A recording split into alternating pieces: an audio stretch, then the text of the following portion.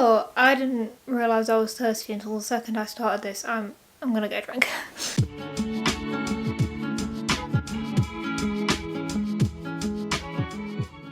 Hey guys, it is Amy from the Crayon Box. One of the most popular videos I made last year was my DSA assessment video. Basically in it I talked about exactly what happened when I went for a DSA assessment. So I thought I would go through what I got from the DSA. I've had DSA now for a whole year, so we are now like a year into me getting DSA. I've received everything that I'm going to receive, so I thought I'd talk you through what I got, why I got it, and what I use. The idea with this being is that you can't request things. The DSA officer you have kind of dictates what you get. But if I tell you the reason that I got this thing and you think that it would also help you, you can suggest that to your advisor, to the person that you go and speak to, and they may be able to put it on the list for you. I'm also going to go through and tell you the price of everything just because I think it is interesting. I'm going to tell you very honestly what I use and what I don't. So yeah, we're going to go. To clarify, this is not a video where I'm trying to tell you how to get free stuff from the government. I want to make that explicitly clear. Your DSA officer will not give you this on the basis alone of you want it. It will have to match up with a symptom that you have declared previously.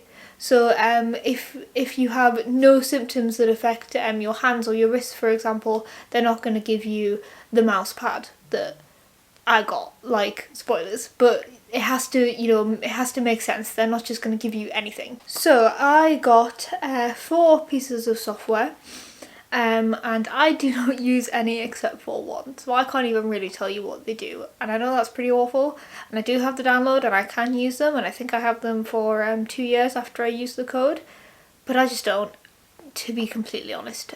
So I got Pro Study, Claro Pro Read, MindView 7, and Learning Labs full package. I'm not sure what they mean because I don't use them. The only one that I do use is Claro Pro Read, which is like a screen reader technology. It's also like a speech to text thing, which I don't use. I just use the screen reading stuff. They told me that this costs, Pro Study cost them £49. Claro Pro Read cost them £137. So it's a good job that the most expensive one is the one that I use. MindView 7 cost them £80 and Learning Labs cost them £98.17. You will sort of get an outline of, like, Amy says she has these symptoms and therefore I am requesting this piece of hardware to support this symptom because of, like, that's what you get. You get like a letter that says like, hello, I am Amy's advisor and she says this and she needs this. So you will get like a breakdown of like what it is that you're getting and why your advisor thinks that you need it. The first thing, probably the biggest thing that I got, which is what a lot of people get, and that is a printer. Can I? Oh no. Okay. A printer.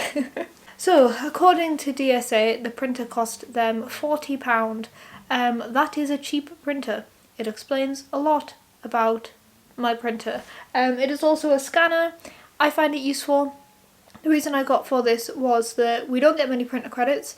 I prefer to print stuff out because it helps my eyes and it helps me to focus if I can write stuff down, and also sometimes if I am walking to, like, having to go find a printer when my legs really hurt, it's going to stop me doing that. And also the printer things aren't open all the time, or sometimes it's the middle of the night and I don't want to get up to go like do a printer thing, but if that's when my brain's working, that's when my brain's working, and I just have to take advantage of that. So it's very useful to have my own printer. Those are the reasons I gave. A lot of people get printers for various different reasons. To go with the printer, I also got some paper, which they have said costs them nothing. I assume this is because they have a big DSA offices and they just bulk buy all of their paper in, and then they just give you a pack of it. I also got £150 printer ink allowance, and this was to pay for paper and ink. I have no idea if this is standard. I have no idea if she like gauged how much I would use my printer from talking to me. or whatever. This was £150 a year. I don't know how to go about claiming it for the next year, but what I did with mine was, rather than buying the ink as I needed it and claiming it back throughout the year, because the claim back process was a bit complicated and did take me a while, I paid the £150 upfront to bulk buy a bunch of ink because it was cheaper to bulk buy it. And I then claimed all of the £150 back in one go, so I had enough ink for the rest of the year, and I did have enough ink for the rest of the year. I think I only have like 1, maybe 2 cartridges left. I will say that this printer does eat up the ink, so if you use your printer a lot, then like I would definitely recommend doing that. It also means that if you have ink left over at the end of the year, you can use it in the next year as well, as you do get to keep all of these things when you have finished your degree or whatever education you happen to be in that is allowing you to claim this. There was 2 other things which I went to the DSA specifically for. I went to it because I wanted these things, and those 2 things were a dictaphone and headphones. So I'm going to show you the dictaphone first. I was given the choice between an app which I could download onto my iPad, which like transcribes stuff for me and I can put notes onto it, which sounds fantastic. But the reason I didn't get that was because I do like field work and things, so I got a dictaphone instead so that I can use it when I don't have my iPad. It's also a lot easier to carry than it is to carry my iPad. I did ask if I could get both because I do think I would use both of those a lot. She said that it just wouldn't happen, that they would only give you one, so I was like, okay, well, I'll prefer to have this one. So it comes in this little case, which is a little bit dirty because it lives in my backpack. It is just this little thing. It works pretty easy. You get like a set of instructions with it. It currently doesn't have any charge in it because I haven't been to lectures for months. But yeah, it holds quite a lot of data. Yeah, you can strap it to things. There's a little strap there. This is great. I really like my dictaphone. It also came with this little microphone, which I have never used, so I can't tell you if it was good or not, but it did come with this little like stand-up microphone that you like plug into it, which I thought was pretty good. That cost £129, which I believe, yes, is the most expensive thing on here, apart from the ink allowance. The other thing that I asked for was these headphones. So these are called like Teotronics or something. What are they called?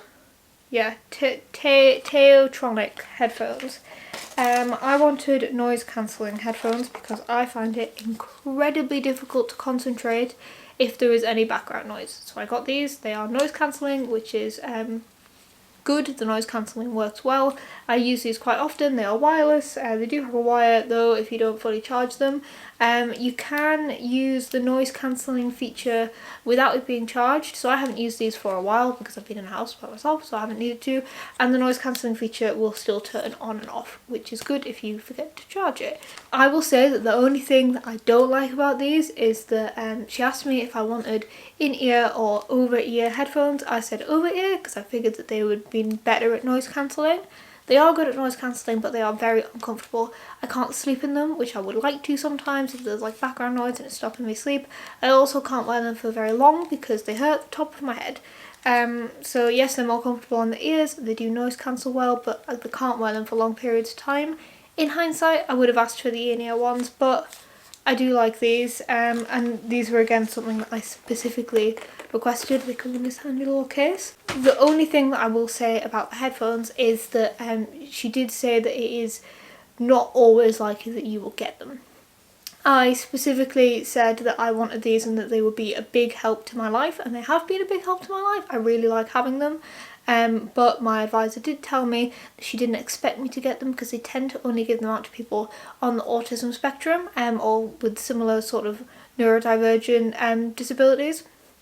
But she did she was lovely, and she really did make the case for why it would be important for me to have these in my report. Again, I don't know what kind of advisor you're going to get, and I don't know if they'll do that for you, but mine really did try and hone in on the report, and I read it and she really did try to impress on the person reading it how much these would help me.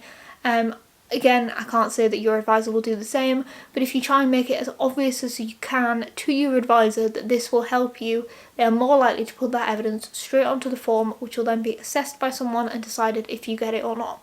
So let's do some computer accessories. I'll start with the one that I use the most. So this is what I use the most. I use my mouse And my mouse pad, I use this every single day. I will never go back to using a trackpad. These are so much better. I didn't even realise how much the trackpad was hurting my hands until I started using a mouse. These are great. Would definitely recommend asking for these if you have any sort of hand or joint issue.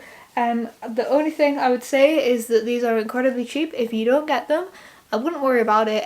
So they said on the form that the mouse cost them £1 and the mouse pad cost them £7.38 to give me. So the mouse pad is a specialist one. It's got this like wrist brace here. The mouse is not, it's just a USB mouse.